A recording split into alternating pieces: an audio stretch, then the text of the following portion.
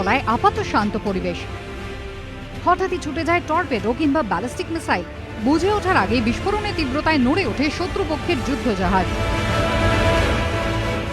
Submarine, যার হাতে যত অত্যাধুনিক ডুবোজাহাজ সে ততটাই এগিয়ে। ভারতীয় নৌবাহিনী দীর্ঘদিন ধরেই অত্যাধুনিক সাবমেরিনের অভাবে ভুগছে।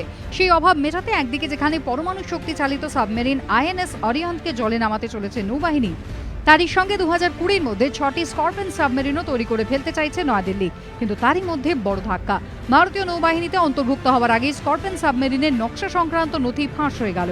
দিল্লি দাবি করছে এতে কোনো সমস্যা হবে না, কিন্তু কোনো যুদ্ধযানের নকশা যে কতটা স্পর্শকাতর হয় তার প্রমাণ মিলেছিল 2011 সালে।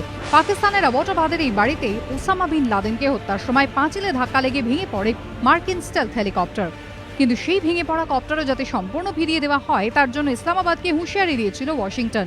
কারণ তারা জানতো এই যন্ত্রাংশ শত্রুপক্ষের হাতে পড়লে রহস্যভেদ হয়ে যাবে, কমে যাবে তাদের হেলিকপ্টারের কার্যকারিতা। আর তাই স্করপিয়ন সাবমেরিনের নথি ফাঁস হয়ে যাওয়াকে উদ্বেগের চোখে দেখছেন প্রতিরক্ষা বিশেষজ্ঞরা। Scorpion submarine diesel electric battery চালিত, জলের তলায় গতি সর্বোচ্চ 20 নট। 18টি টর্পেডো কিংবা মিসাইল বহন করতে পারে scorpion submarine. Antiship, anti submarine torpedo এবং অ্যান্টি সারফেস মিসাইল ছুঁড়তে সক্ষম এই সাবমেরিন। এই তথ্য অবশ্য সবাই জানে, কিন্তু ভারতীয় এই সাবমেরিন সম্পর্কে যা এতদিন জানা যেত না, তথ্য ফাঁসের জেরে তাও হয়তো এখন জেনে গিয়েছে চীন এবং পাকিস্তানের মতো দেশের সেনারা। এবিপি আনন্দ।